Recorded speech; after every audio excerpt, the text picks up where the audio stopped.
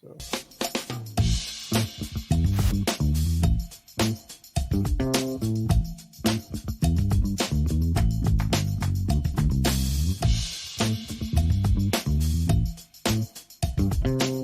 All right, welcome to the Seattle Brokers Podcast. Mike Perry along with Rob Graham of Windermere Real Estate in Seattle. Yet that does not limit us. It does not. Our boundaries. We are. We're very international. We are located in Seattle. We are bi-coastal. International. Both Seattle and Philly. Have you Bi-coastal. sold property international? No. Okay. I have sold property in the state of Washington while my clients were out of the country. Does that count? No, it does not. Okay. That's also doesn't count when you go through an airport in a state to say that you've been to that state with just going through the airport. That's fair. That does not. That count. is absolutely fair. That does not count. Well, welcome to another week, Rob. Thank you. It is Windermere Cup week in Seattle. It is. Yes. Mike, how was Windermere Cup? Signature event of our fine company that is going to get a lot of pub this week because of the Boys in the Boat movie. Absolutely. And the storied tradition of rowing here at the University of Washington. Lots of fun this week. University of Wisconsin and the Italian men's and women's national teams in town to row against Go Badgers. the UW. No. And was out there today. As you know, on the water. I used to have a prior career in television. Mm-hmm. So years and years ago, me and a Windermere broker, actually now owner, I should say, Mike. Jenny Vestnaver, Oh, who is out in Park City, Utah. okay. She worked at Cairo. I worked at Como. She had been a former intern. She was a great rower at UW.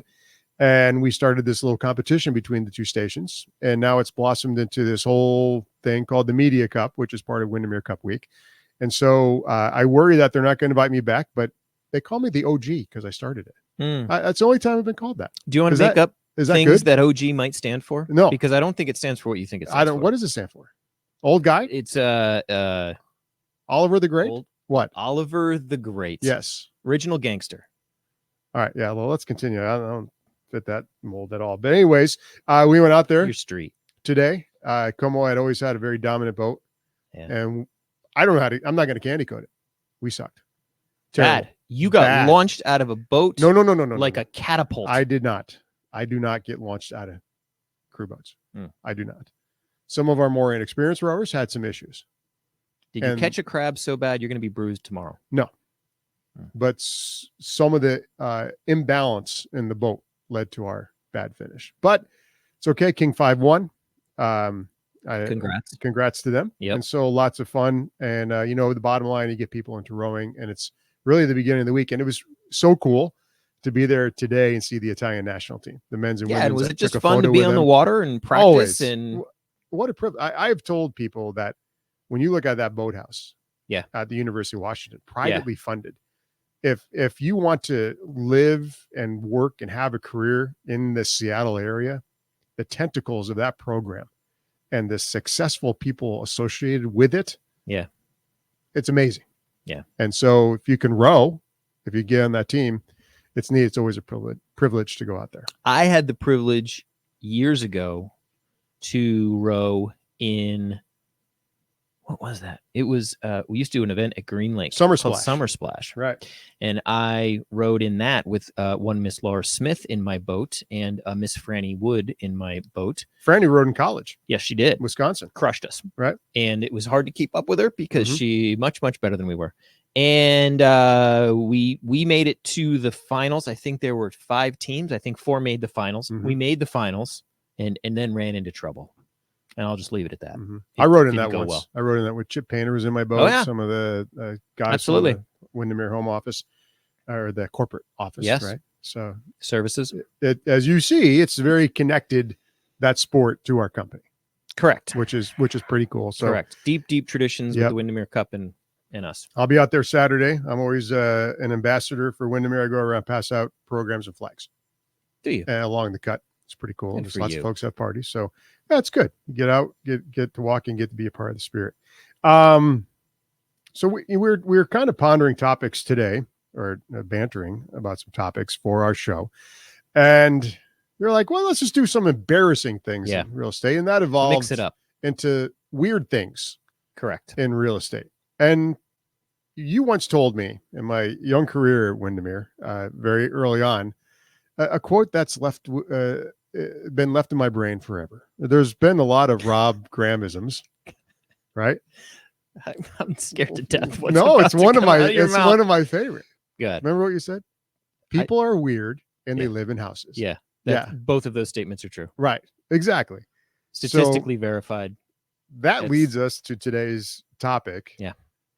Just kind of weird stuff in real estate. And while we love all of our clients and all the different people we get to be associated with, there are weird things that happen. Yep. So fire away.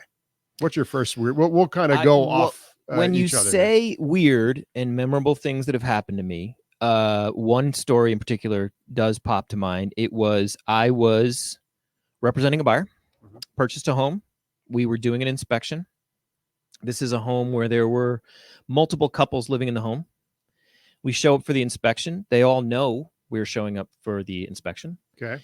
And I asked one of the residents, because one of the doors to the back bedroom was closed. And I said, is it okay if we walk in there? And they said, yeah, they're in there, but it's fine. They know you're coming. Open the door, and the couple are fully naked. Wow. In the bed. Okay. And I turned to Don McFerrin, who is the inspector, and I said, you're doing this one on your own. Like, I'll be in the living room. Is he related to Bobby by chance? No, not even remotely. Okay. But many, many people in our office know him. He was famous for years, now retired. The same inspection, there's another couple who lives in the basement. So there's the naked couple in the back room. Right. And then we go open the door to the basement, and a cloud of pot smoke just furrows out of the stairwell. And we were full contact high for the rest of the inspection. Wow. They were just stoned out of their gourd down there. Mm-hmm. And that was one of my favorite inspections of all time. Right. Eating a bag of Doritos by the end of we were hungry. End of the was right over by the Taco Bell, fortunately, on 145th. So it worked out well in our favor. How about you? I've had a number of weird things. I think I've told you most of them, but I don't know if I've told you this story. Uh-oh.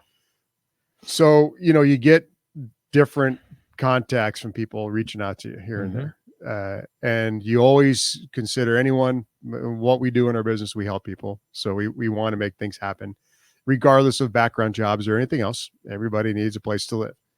So I had a porn star reach out to me from Las Vegas. Did I tell you this one? From your previous life? No, not my previous life. She was from Las Vegas. And I was like, okay, like, I guess like through Instagram. And I was like, yeah. So I wanted to be fair. I'm like, okay, how can I help you with this? And so she actually had targeted properties in Fall City that she wanted to use for shooting movies. Wow. And was actually sending me things on Redfin. And sending you things. Yeah, Redfin listings. Oh, okay. That is all. Thank you for clarification. And I need to be clear about this. That was it. Okay. Not my cup of tea at all, that whole thing. But I was like, okay. So it kind of went on for about 2 weeks, and she was going to come up here with her manager. They were going to stay at a hotel downtown. Okay. And I actually put a tour together. And I was like, okay, well, we'll get out there. It was going to be like in the afternoon or whatever. And then it started getting a little weird, and I didn't hear back. And I was like, well, you guys come into town. Like, should I book these showing times or not? Oh, no, something came up on our film schedule. We have to put it off a week. So I was like, okay. And they're looking like at $2-3 million homes, like very huge acreage, right? Lots of space. They wanted, she had researched it down to everything. And then next thing you know, I don't hear from her for a while. And then next thing you know, she sends me like some naked video, which I turned off right away because I don't want things like that coming to my phone or my computer because you just don't do that. That's how I roll. That's how I roll. I don't care what you do in your life, everybody, but that's how I roll. I was like, why did you do this? Yeah. I actually think I'm like, why did I'm treating you like I don't care what you do for a living. Sure. If you want a place to live, if you want a property, right, I'll work with you on that. Right. She was so apologetic and felt so bad. I'm like, what was her explanation? Why would she send that to you? She didn't explain it. She never said why. She just apologized. Wow. For sending it, but didn't explain why. And then I said, listen, if you want any further help, you know where to find me. That was it. And you never heard from her again. Never heard from her again. You don't get a Christmas card once a year from her? I don't want a Christmas card, No. Rob. No? Nope. It would not look good on my wife On the takes all the fridge. Christmas cards and puts them on the pantry door with all the little kids we know and That'd be awkward. families. That would be Oh, awkward. hey, look, here's my friend from Las Vegas. Yeah. Let's go ahead and put that on. So that was weird. That was a weird experience. I had a male client once, worked with for a while, got kind of an odd vibe from him. He sent me porn once too. And Are you I serious? had to let him go. Really? Yeah. I was like, This is crazy. I need to let you go. I can't do this. Was he hoping for like I don't know. I think he thought we were going to bond around this. Okay. And we did not. All right. Well, that's that chapter of today's podcast. So we'll move on.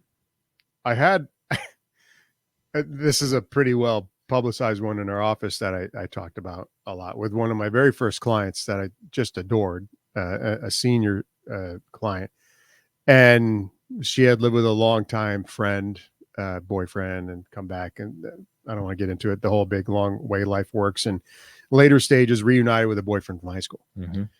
He passed away, and with that left her with 55 heads of taxidermy and horns to get rid of. I remember this, and that was one of the most bizarre things I had to deal with, because what do you do with that? I mean, these are like exotic heads. So I'll tell you what you do. There's got to be a market for them. There is. So you wouldn't think so. So my whole thing was like, I'm not going to throw them in the garbage. Sure. That's terrible. Feels These disrespectful animals, actually to the animal. And there's these beautiful animals. Yep. So we eventually found the place. It's in Port Orchard called Stokes Taxidermy. And you can go ahead and bring the heads down there. So we did. We took up like this whole showroom, rented a truck for her. We loaded up the truck. I drove them down there, and she made like 60 grand. Wow. On all the heads. Just about. Yeah. So they were huge. Like if you and I own like a bed and breakfast in Montana, or a lodge, I should say. Sure. Like you could put like one of those big elk heads at the entry. Sure. That's where those things would go, I would imagine. I always thought taxidermy though was like a 5K race shirt. Like you wouldn't wear it if you didn't run it. You would think, right? Unless you're just a complete poser. Yeah. So that was definitely an interesting. Well, thank you for doing that, Mike. Because I can only assume that there are now dozens of exotic animals who lived much longer because somebody didn't have to go out and poach them, because you drove those out to Port Orchard. I'm glad that I could help. You're an environmentalist. You're a humanitarian. You're environmentalist. I've never been called that. What else we got? Got a question for you, Mike. What do you got? Not near my microphone. Yeah, you get back to your microphone. Yeah. I got another moment. You want to stick on the weird real estate moment? Yeah, we're not done. I got moving on. Okay. I got a couple more. I once was showing it was a condo.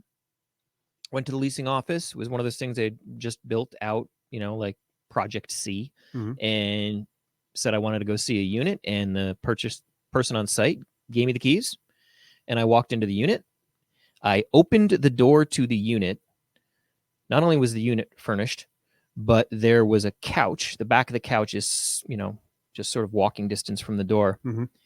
A dog launched itself from the couch onto your leg at me. Oh, because it was not happy that I just walked into its condo. And I just got the door closed in time, and thunk, the dog ran into the door in midair. Like I just slammed the door. The dog was already in midair, and thunk, hit the door. And I went back to the leasing office and went, that unit's occupied. You got another set of keys for me? So that happened. Speaking of dogs, I had a friend of a friend called me, and her mom had purchased a home during COVID from Denver at the urging of someone in their family. Mm-hmm. Purchased the home. She came to town and had no one to take her to go see her house in West Seattle.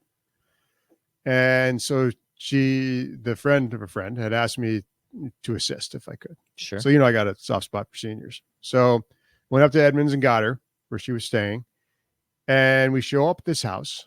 That's hers. It's right on like 35th and West Seattle. Beautiful view on a main road, but it's a really nice lot where the house is. The house could use some work. And we show up at the house. The contractor key box has been ripped off, but there's a golden retriever inside. Yeah. And I'm like, I said, hey, there's a dog in your house. So Came with the house. yeah. So we're like, and there's window treatments up, and we're like, who's like living here? And no contractor box. There was a rental agency working with it. We tried to track it down, the keys to the house, because obviously the ones that were there were gone. I called Laura Smith about it. Yeah. I think you were out of town. And I asked what to do. She's like, call SPD. Like, you think Seattle police is going to... They're not going to care. They don't care. You can't It's even... a golden retriever. We got bigger things to deal with. But nobody answers the phone. Yeah. So I went back with the older lady, and we tried to break into the house. When we looked up, I could see shampoo up by the bathroom. I'm like, what is going on? I think you might have squatters. So finally, we're driving back Maybe to the Edmonds. dog just wanted a shiny coat. Yeah, we couldn't get in there. I know the dog taking its own shower. We couldn't get in there. So I'm driving back to Edmonds, and then the rental agent calls me and says, oh, I got a set of keys for you at my office. So I said, okay, well, let's go get them. So we go back. You made 2 trips between Edmonds and West Seattle. Yeah, so I got the keys, and then I went back to West Seattle. To free the golden retriever. Well, to see what was going on. So I'm pounding on the door, and this kid opens up, and clear we have a squatter situation. I'll never forget on the counter, there's 2 jars of vitamins and a blowtorch for their meth or whatever. There you go. Doing. To cook meth. Clearly there was something going on, right? It's sad when a golden retriever has a meth poor habit. dog was beautiful It's dog. really I kind of wanted to rescue the dog with what was sad. going on. But anyways, he then told me that he signed a lease at a Starbucks and had the copy of the lease on his phone, but couldn't actually produce a copy of the lease. So I basically had to say, I don't know what the deal is or who you signed that with, but this is this lady's house. Yeah. She needs to be back for a meeting up near Edmonds. I have a meeting in Seattle. I'm going to be back 7:00 tonight. Yeah. If you don't have all your crap out of here and you guys aren't gone, I'm calling the cops. Coming back with people. I'm calling the cops. Coming through with a Louisville slugger. So I went in and then I got there and they were still clearing some stuff out. They asked for permission they had like exercise machines in there. Wow. And so what that was a Craigslist scam for a while there. They were just stealing photos from like the MLS. Crazy. And then advertising it as a rental, signing a fake lease, taking a security deposit and disappearing. And people were just showing up. Well, I felt bad for them, but at the same time, I don't know how they got there or what the deal was. So that was a lot of fun, but we got it set, we got it cleaned out. And then now it's actually in the hands of some legitimate renters. So that was a very interesting day. I've got a story. I was showing a house to a family, 2 young girls in tow, and found a dead cat in the garage. Actually, that was not a good day. Did it stink? Like, how old was it? It was almost, it was so cold that it was like mummified. The family had moved. The cat had wandered off. The cat wandered back after the family had moved out of the home, made itself at home in the garage, and just went to sleep in a cat bed and didn't get up. Oh, that was delightful. I've startled squatters. That right. Seems to happen. Walk into a home and a guy was diving out the back window. It was interesting. That's fun stuff. Yeah. Have you ever showed up to a home and been like, you're out with buyers, you turn the key, you open it, and you're like, oh, good Lord. Like, just stop them at the door and say, because of the condition of the home or because somebody's in there? Just the condition. Yes of the to place. both, by the way. Yeah. You're just kind of like, I just don't think we want to waste our time. Absolutely. Was showing a house one time with a couple and I walked in first, and the smell of mold and cat urine was so overwhelming. And God. She was pregnant, and I turned around and stopped her at the door and I said, nope, we're not, you're not even going in here. Get back in the car. Nope. Like, we're done. And they appreciated that. We still to this day refer to it as the cat pee house. Yeah. The cat pee house. Times. Interesting. I had some clients that they were moving from Texas, and they were more concerned, they said, with buying land than the home they were going to buy. Okay. That was their priority. And so, land in King County, property in King County, let's just be honest, there's not a lot you can get for less than $500,000. Sure. Right. So I'm not even sure they qualified there. And so I was like, okay, well, we're looking at rural. We're looking at, you know, Pierce County, deep Pierce County, out, you know, out in Kitsap County, way north, like different spots like that. You know, you're talking concrete, you're talking spots in Port Orchard, Sure. stuff like that. But I always look at it as a collaborative effort when you're working with buyers. Okay, like where are we looking? Where to go? I'll go wherever you want, but let's hone in on something. Yep. And so they weren't really familiar with Washington. They were moving here from Texas. They got a VRBO and they were down near Tacoma or whatever. And I asked them to focus on a couple areas, take a map and focus on an area. So they took the map of Washington and they drew from Vancouver, Washington, all the way through the Kitsap Peninsula, through the San Juans, up to Blaine. Wow. All the way through the Cascades and back down to Vancouver. So that was basically all fair, of you asked Western them Washington to identify some regions area, and they did. This is true. So that's on me. They just hand you a globe, right, and say, "Here." I know, shake it up, shake it up. So ultimately, I didn't end up working with these folks. Ultimately, they ended up in Port Orchard. You know, like I told the tax benefits to mileage, Mike, you really could have maxed that year out. That really would have been spectacular. Yeah. I'm already winning the mileage derby when it comes to this office. I think that's true. Yeah, absolutely. You will go anywhere for anyone to do anything, including dead animal heads. Yeah. Once sold a house just 30 miles from the Oregon border, and I do commute from Snoqualmie every day to this office. Yeah, because I like the people here. Yeah, you need a hovercraft or an airplane. When flying cars happen, you're first in line. Yep. I do have a number of other weird stories, but we can save those for another time. Yeah, all right. Because that may have been our best segment yet. You think so? Yeah. Well, we're just getting started, my friend. Seattle brokers covered porn, dead animals, dog attacks, large map circles. It's like New Mexico. Wow. We're diverse. The interesting thing here is if you like us, you like listening. Well, I mean, we're likable guys. But if you like the podcast, I should say, that's fair. Like, rate, review, subscribe, all that stuff. We'd love to, pop it up. This is going to be a weekly thing we're doing, sometimes semi-weekly. Ooh, if we want. We're jumping it up. Sometimes there's urgency. There are things to talk about. Okay. Like when you start getting paid hourly by the DOJ. No, I'm just kidding. It could happen. Slippery slope. It could happen. I think, not to go too deep into that discussion, but most real estate brokers would be, sure, pay me hourly. You want to do that? I don't know. It'd be interesting. I don't know. It would be interesting. The old guard would balk at it. A new generation might embrace it, but those of us who've gotten used to not having a job and being our own boss would really bristle at that idea. Yeah, I'm not suggesting that. I'm just wondering if it would be. You never know. It's interesting. I'm not. I hope it doesn't go there. Yeah, me too. Yep, but we'll let other people talk about that until it becomes official. All right, Rob. Well, we have had a very fun time with our rapid fire questions. And this has my favorite segment. This has evolved, and it's going to be a weekly thing. And I love SNL. I'm a big SNL fan. Yeah. And I love when Colin Jost and Michael Che make fun of each other. So today we're talking about questions, how we're going to do that. And so sometimes, I think when we did at the start, you knew some of the stuff I was going to ask you. But now what we have done is we've taken some time to write 5 questions for each other. Well thought out. That are well thought out. Researched. Yeah. Yeah. And so we'll alternate. Okay. So are you gonna hand me something to read, or is this a no? question So you're gonna ask me the questions you have for me. Did you write those down? Yeah. So you write. So this. So alternating, Rob, means that you're going to ask me. What is alternating? And then I'm going to ask you. Do you have a thesaurus? Yeah. I could use. There's no dinosaurs in here. I didn't go far in school. I got news for you. So the guy's got a master's. Okay. Fair enough.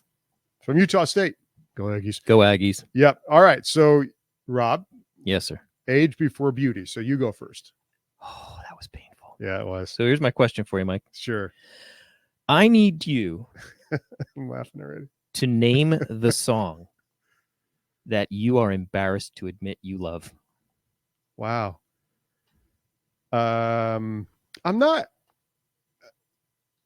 I'm not so much embarrassed about it. But people will be like, what? But I absolutely love the song by Cyndi Lauper, True Colors. Oh God, that is awful. I love it. I'm embarrassed for you. I love Why? that song. I mean, why? It's like nails on a chalkboard. Oh, stop. Oh, you're awful. That's is this a criticism podcast or is this a questions? No, I'm just, criticism's a cornerstone of my personality. Then what's yours? Air Supply, All Out of Love. And you made fun of me. How are those 8 tracks working for you? Oh, so good. Skips tracks in the middle of a song. My dad's car had an 8-track when I was a kid. It was awesome. When it would stop like halfway through the song. The music would fade, and then you'd hear ching, ching, and then it would ramp up again. Remember, in the middle of a song. No one would believe it if we hadn't lived through it. Oh my God! All right, favorite 7-Eleven terrible food item you will eat and not tell anybody. Is a Slurpee food? No. That's got to be like on the then shelves. The hot dog. Oh God, it's terrible. Yeah. Yeah. But to be fair, I have the stomach of a goat. Anyone will tell you this. And I can eat anything. I don't get indigestion. Wow. I do not get nauseous. I could eat things that make a Billy Goat puke. I can't do that. Second Rambo reference. Yeah, nice. Yes, that would be. I would go straight for the hot dog. Big fan of any Slim Jim style product. So the processed meats. Yeah, mostly the processed meats. Gotcha. I love the Hostess snowball covered in coconut. Oh, they're awful marshmallow. Too. Yeah, they I remember those. As a I listen kid, in. I sit in a car and listen to Cyndi Lauper and eat snowballs. Go ahead. I'm sad for your life. No, I'm next. I really am. I'm next. This is just a simple question, Rob. Simple question. Do you take the hotel pens? No, not generally. I'm pretty particular about my pens. I like fat pens, and the ones in the hotel are usually pretty cheap. And so where I will take the shampoo and the conditioner, lotion, the soap in a hotel generally doesn't even produce a bubble. It's useless. Yep. And the towels are useless. So if I'm stealing anything, well, don't steal towels. You can't do that. Sure, you can. I can if I go to the pool What's and they're wrong with you? those thick and thirsty guys. Just for fun. Well, just so I can tell people I did it. I covered the NFL for a lot of years, and I always took the pens. I ended up with a massive collection. I don't know. Why would you do that? It's kind of like a little tour guide rather than like a photo album. I had a pen album. I don't understand. I know you wouldn't. Yeah. All right, what do you got? What next? Favorite childhood toy.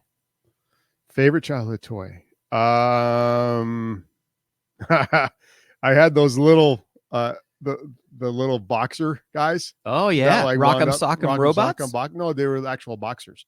They had had the gloves, and they would sit there and they'd bounce and they'd go. You wind them up, and they kind of had a ring that they stored in it, and it would fold out, and they'd sit there and you'd sit there and knock him out. It was pretty funny. There you go. Yeah, good for you. Yeah, still have it?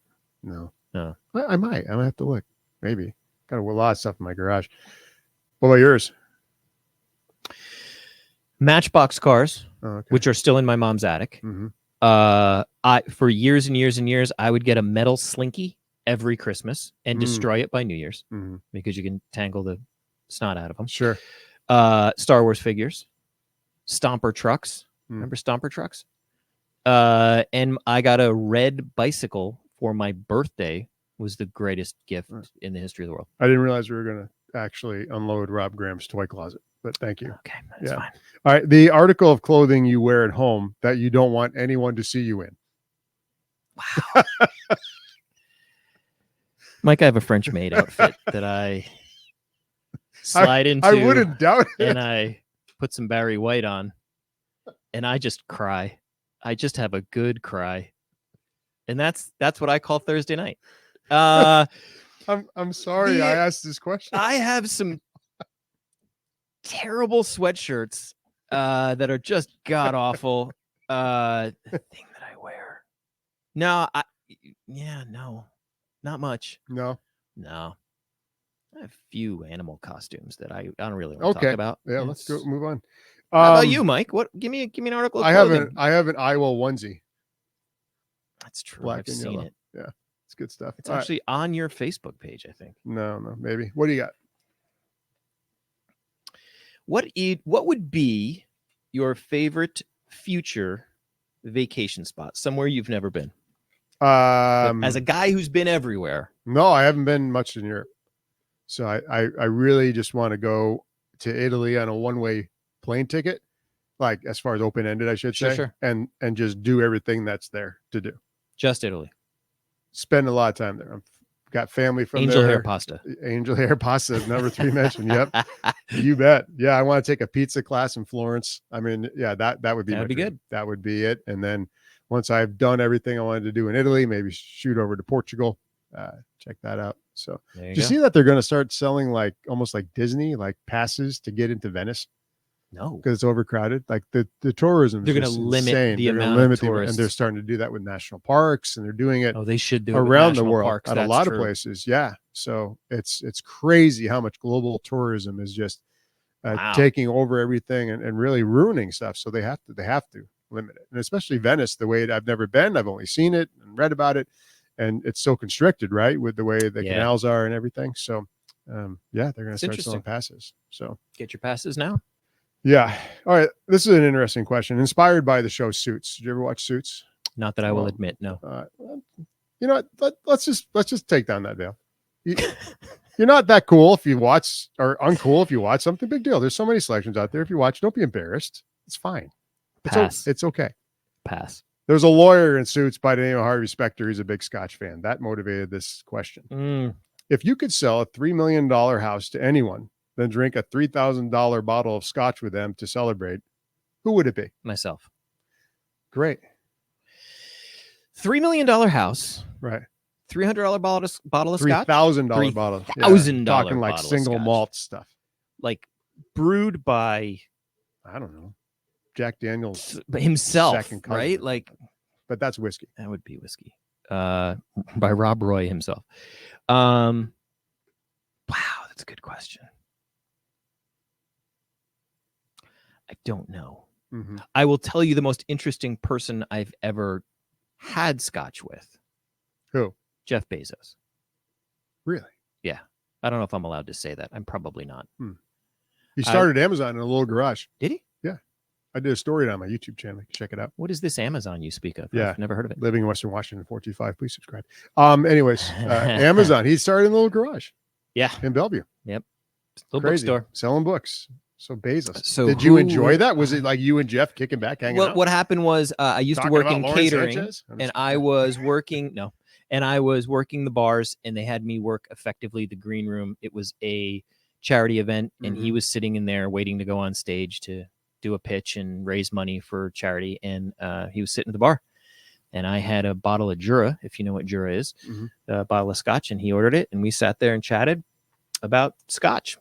Because every time I meet famous people, Mike, I try to speak about something other than what they're famous for. That is my goal. That what kind of scotch was it? Jura. That reminds me of the show 30 Rock, and Tina Fey was in that, but I forgot the blonde actor who was in it. She was kind of funny, but she was in like a third tier movie, and it was called can't think of her name. It was called The Rural Juror, but no one could say it.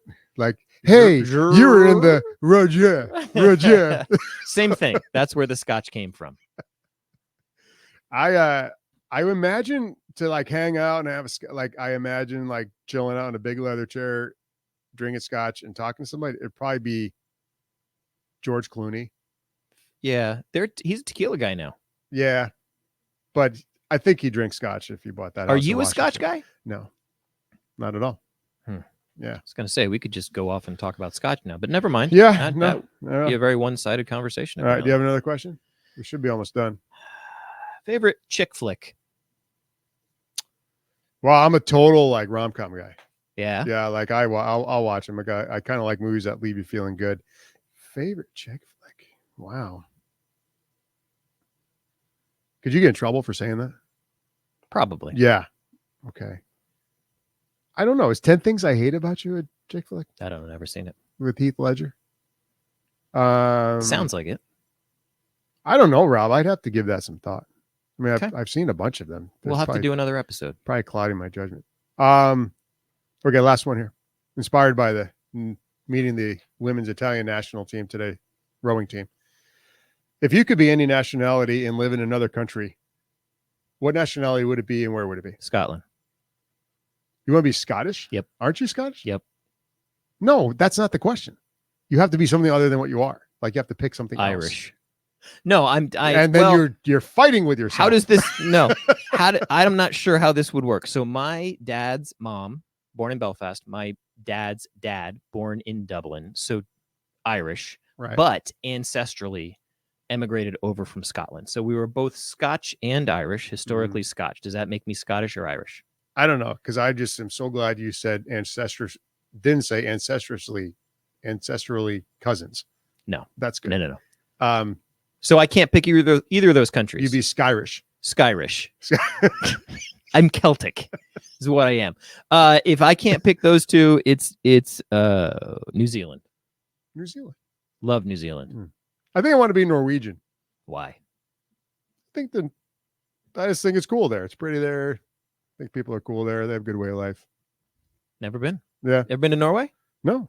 I want to go. But you'd that'll like to be a citizen. Maybe that you've never been there, but that is what you aspire to be. I'm Italian. I'd love to live in Italy, but I've never been to Italy either. They're very similar, I hear. Italy and Norway? Sure.